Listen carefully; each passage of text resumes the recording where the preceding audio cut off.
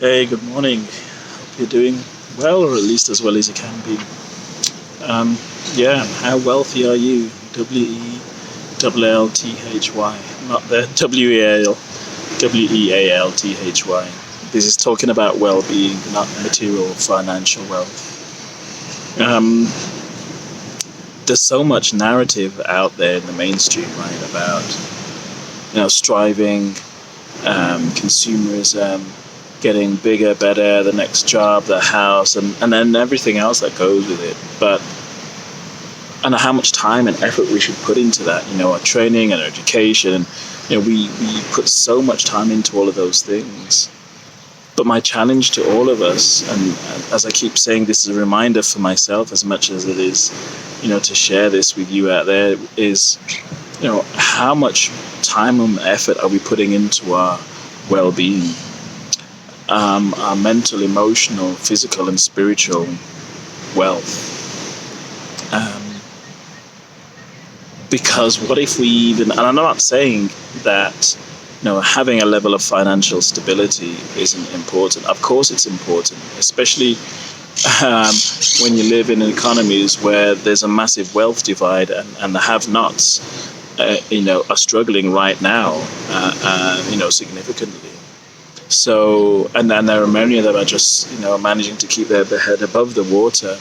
So my message is, I guess, for those of us that our head is already above the water. Maybe we're swimming. Some of us maybe even just lying, floating in the sea or the pool, kind of enjoying life to some extent,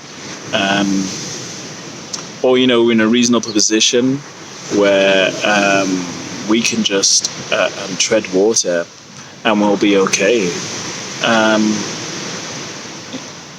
For those of us that are in that position, what are we doing? Are we still in the rat race? Are we just constantly going and we don't know where we're heading to? Are we just going for the sake of it? Or and how much of what we're doing is at the cost of our well-being? Could we switch gears? A couple of gears down. Do we need to keep striving to the next level? And in doing so, that extra time that we have free, could we spend that time on our well-being? Could we spend a quarter of the time that we invest in our education and training to improve our careers and to get to that next level, be put into our well-being? Because obviously striving to some extent and to achieve a certain financial level of financial stability is always good, is going to be needed up to a point.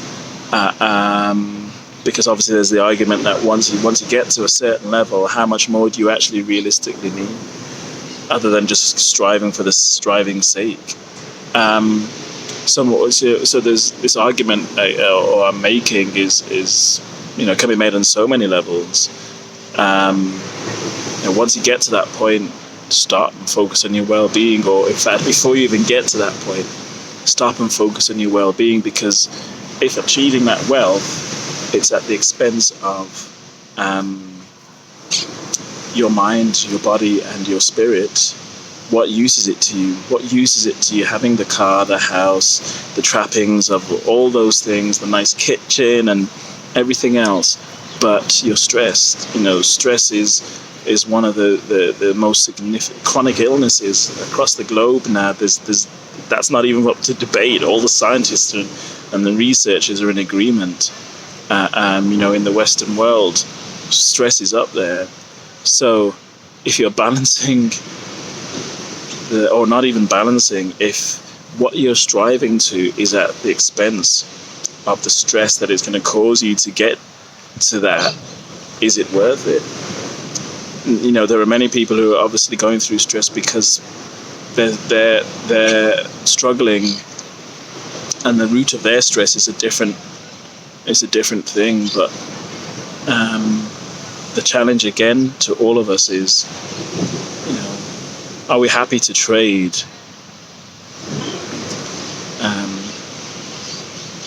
material wealth for our well-being, for our mind, the wealth of our mind, the wealth of our body, the wealth, our spiritual wealth, are we willing to trade those for financial wealth? This is not a criticism of anybody. We've all got to do what's right for us. But at the same time,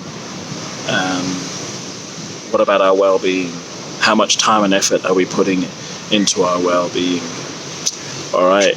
As ever, said with blessings and love. Peace.